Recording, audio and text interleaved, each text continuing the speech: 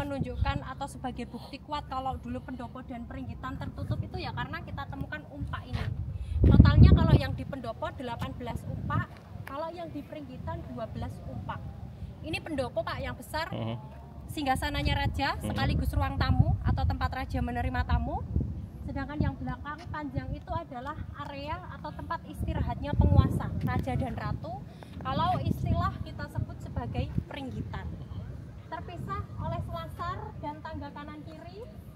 Fungsi tangga yang ada di kanan kiri atau yang memisahkan antara pendopo dan Peringgitan itu sebagai akses keluar masuknya pelayan raja. Jadi nggak boleh pelayan raja itu dari belakang itu langsung naik ke Peringgitan, harus memutari Peringgitan dulu melewati tangga yang ada di kanan dan kiri. Kalau pintu masuk utama pendopo itu sebenarnya yang ada di barat ini Pak. Keluar akses masuknya tamu itu lewat pintu barat ini. Kalau pintu yang kita lalui atau pintu utara pendopo ini sebenarnya adalah akses ketika raja ingin ke goa. Karena di ujung sebelah sana atau di belakang pepohonan itu area goa Mas, tempat untuk bertapa atau meditasi. Sedangkan yang ada di selatan atau di depan kita ini adalah pintu untuk menuju ke area belakang. Ada bangunan miniatur candi, kesatrian, kolam pemandian atau taman sari dan keputren.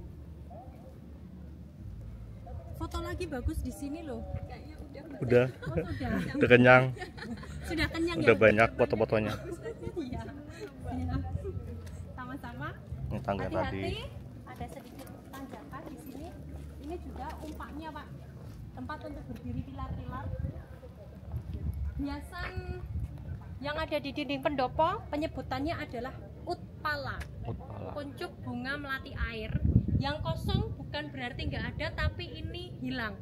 Harusnya seluruh dinding pendopo itu full isian ini. Utpala. Utpala. Hati-hati Bapak Ibu ya. dan Mas, tangganya lumayan tinggi-tinggi. Hati Mam. Fokus turunnya. Fokus ya. Hati-hati. Bisa.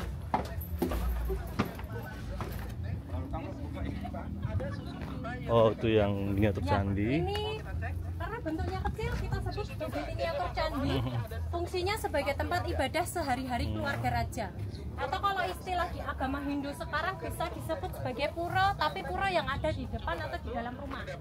Atau kalau istilah di agama Muslim ini bisa disebut sebagai musola. Musola. Candi Prambanan Masjid Agungnya. Ini khusus untuk keluarga raja. Candi Prambanan melibatkan seluruh umat pada masa itu. Tahu sini sebenarnya ada 3, tapi yang di sebelah kanan itu hilang. 3 di sini lebih ke simbol tadi Pak, 3 dewa tertinggi dalam agama Hindu atau disebut sebagai berarti kan memang keraton ini sebagai Mataram kuno peninggalannya, kalau itu nanti peninggalan Mataram Islam. Nah, untuk air sendiri Bapak nanti mengandalkan air dari langit atau air hujan. Nah, makanya persegi yang ada di dalam bangunan candi ini disebutnya perigi atau sumuran berbentuk persegi. Kalau kita perhatikan secara detail di bawah bangunan candi yang utama ada saluran air Bapak. Jadi perigi ini fungsinya sebagai tempat untuk menampung air sisa ibadah yang umat Hindu pada masa itu gunakan untuk mensucikan diri. Jadi air sisa ibadah tadi Mas, kalau sudah selesai digunakan keamanan inilah setidaknya kita lihat untuk area kolam kemudian dilihat dari mana. Jadi mereka itu juga sudah memikirkan sisi material, sisi